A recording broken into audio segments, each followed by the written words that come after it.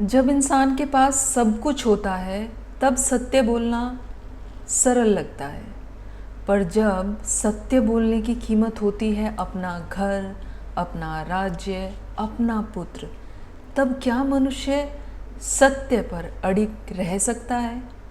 आज मैं आपको सुनाने जा रही हूँ एक ऐसी कहानी जिसने सत्य के लिए सब कुछ त्याग दिया। ये है राजा हरिश्चंद्र की अमर गाथा। हरिश्चंद्र सूर्यवंशी राजा, सत्यवादी, न्यायप्रिय, धर्मात्मा। राज्य में कोई भूखा नहीं था, कोई दुखी नहीं था। हरिश्चंद्र का एक ही धर्म था, सत्य। वो कहते थे राजा का धर्म है केवल राज्य करना नहीं, बल्कि प्रजा की आत्मा बन जाना। पर एक बार उनकी परीक्षा ली जाती है और ये परीक्षा लेते हैं ऋषि विश्वामित्र। एक दिन हरिश्चंद्र के सपने में ऋषि विश्वामित्र आते हैं और सपने में वो उनसे उनका राज्य मांगते हैं।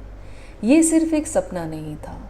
अगले दिन वो स्वयं उनके दरबार में पधारते हैं और कहते हैं, राजन, तुमने वचन दिया था दान का, अब समय आ गया है उसे निभाने का।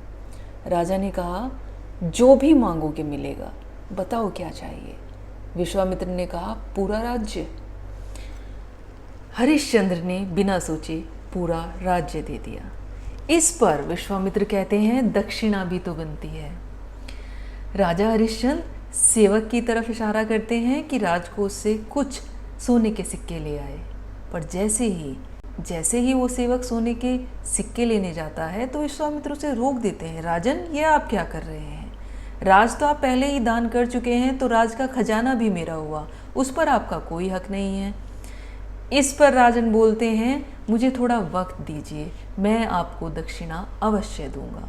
वो निकल पड़ते हैं और रास्ते में जाकर खुद को, अपनी पत्नी को और अपने बच्चे को बेच देते। अपनी पत्नी और बच्चे को वो जिस इंसान के यहाँ बेचते हैं और वो वहाँ काम करने लग जाते हैं, एक दिन जब उनका बेटा रोहितास सो रहा था तो उसे सांप काट लेता है और उनके पुत्र की मृत्यु हो जाती है।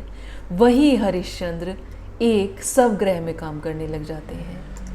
जब हरिश्चंद्र देखते हैं कि उनकी पत्नी तारामती उनके पुत्र के शव को हाथ में लेकर आती है तो उनकी आंखें फट जाती हैं, पर वो अपना धर्म नहीं छोड़ते। वो कहते हैं, मैं पति हूँ पर यहाँ मैं सेवक हूँ, शव जलाने के लिए शुल्क देना होगा। इस पर तारामती कहती है, मेरे पास कुछ नहीं बचा राजा, न पुत्र, न घर, न सम्मान, पर तुम्हारा सत्य अभी भी जीवित है। हरिश्चंद्र अपनी पीड़ा दबाकर शव को जला देते हैं और फिर स्वयं प्राण त्यागने का निश्चय करते हैं। जैसे ही हरिश्चंद्र मृत्यु को गले लगाते हैं, देवता प्रकट होते हैं। विश्वामित्र मंद मुस्कान के साथ कहते हैं, राजन, तुमने सत्य की परीक्षा पार कर ली है, तुम्हारा नाम युगों तक अमर रहेगा। भगवान विष्णु, ब्रह्मा और शिव प्रकट होकर उन्हें आशीर्वाद देते हैं और उनके पुत्र को पुनः जीवित कर दिया जाता है। राज्य लौट आता है, लेकिन हरिश्चंद्र का मन अब संसारिक नहीं रहा।